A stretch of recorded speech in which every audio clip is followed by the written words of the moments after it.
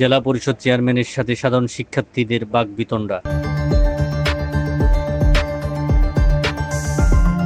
নিয়োগ প্রক্রিয়ায় স্বচ্ছতা থাকার ব্যাপারে স্মারকলিপি প্রদানকালে রাঙামাটি পার্বত্য জেলা পরিষদ চেয়ারম্যান কাজল তালুকদারের সাথে সাধারণ শিক্ষার্থীদের বাকবিতণ্ডা করতে দেখা যায়।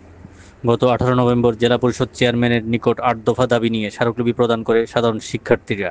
সকালে সাধারণ শিক্ষার্থীরা জেলা পরিষদের গেইটে জড়ো হতে দেখে প্রথমে গেট তালাবদ্ধ করে রাখা হয়, যাতে বাহির থেকে কেউ ভিতরে প্রবেশ করতে না পারে।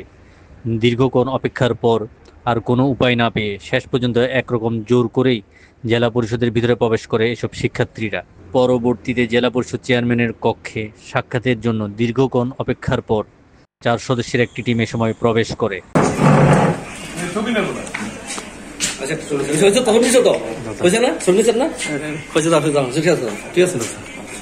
রাঙামাটির শিক্ষার্থীরা আমাদের হয়তো আপনি চিনেন, তো দীর্ঘ সময় আপনার সাথে আমাদের দেখা সাক্ষাৎ করে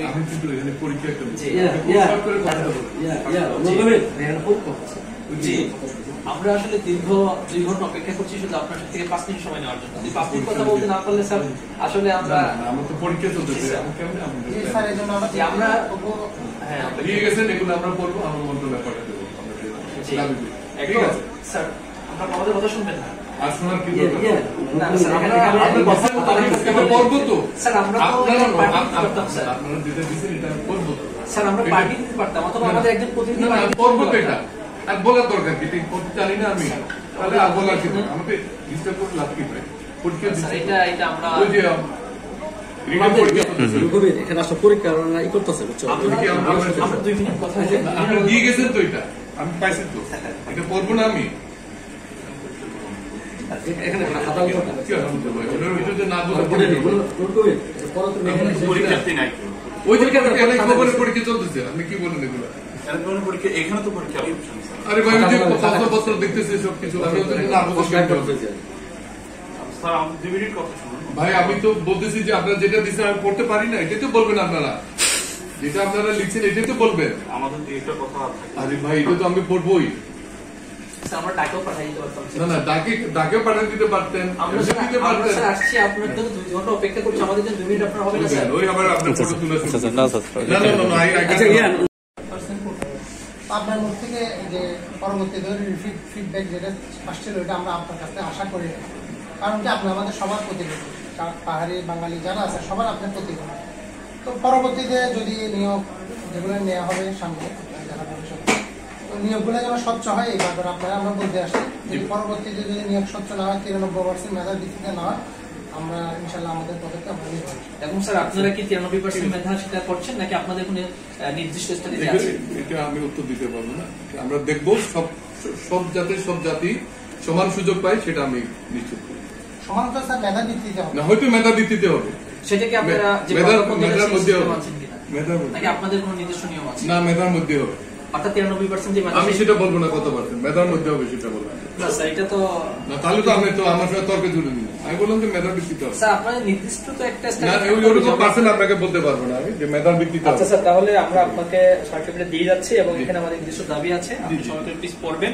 যদি আমাদের সেই দাবিগুলো আমরা আগামীকাল সকাল 9টার মধ্যে অপেক্ষা করব, যদি আপনি আমাদের কোনো ফিডব্যাক না দেন তাহলে 9:30 থেকে আমাদের নির্দিষ্ট কর্মসূচি আমাদের ঘোষণা করা হবে।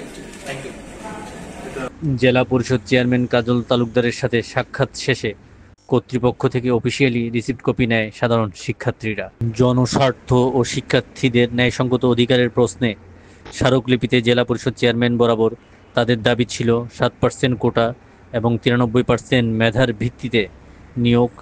প্রশ্নপত্র ফাঁস ও জালিয়াতির অভিযোগ উঠায় জনপ্রশাসন ও শিক্ষা মন্ত্রণালয়ের অধীনে কেন্দ্রীয়ভাবে প্রশ্নপত্র তৈরি হওয়ার পর জেলা প্রশাসকের তত্ত্বাবধানে সরকারি ট্রেজারিতে সংরক্ষিত রাখা এবং পরীক্ষা শুরুর পূর্বে ট্রেজারি হতে প্রশ্নপত্র আনা, জেলা প্রশাসকের তত্ত্বাবধানে পরীক্ষার খাতা মূল্যায়ন, নিয়োগের আগে উপজেলা কোটা প্রজ্ঞাপনের মাধ্যমে প্রকাশ, নিয়োগ পরীক্ষার পর চাকরি প্রার্থীদের রোল নম্বর, নাম ও ঠিকানা প্রকাশ, নিয়োগের ফলাফল শিটে বাঙালি তফসিলভুক্ত সম্প্রদায় জনগোষ্ঠীর নাম আলাদাভাবে প্রকাশ এবং উচ্চ আদালতের রায়ের পর নিয়োগে উপজাতীয়দের বেশি অগ্রাধিকার দেওয়া হচ্ছে কিনা বিষয়টা পরিষ্কার করা। পরিশেষে 19 নভেম্বর সকাল 9টার মধ্যে তাদের দাবির ব্যাপারে কোনো সদুত্তর না পেলে বৃহৎ আন্দোলনে যাওয়ার হুঁশিয়ারি দেন উপস্থিত সাধারণ ছাত্ররা।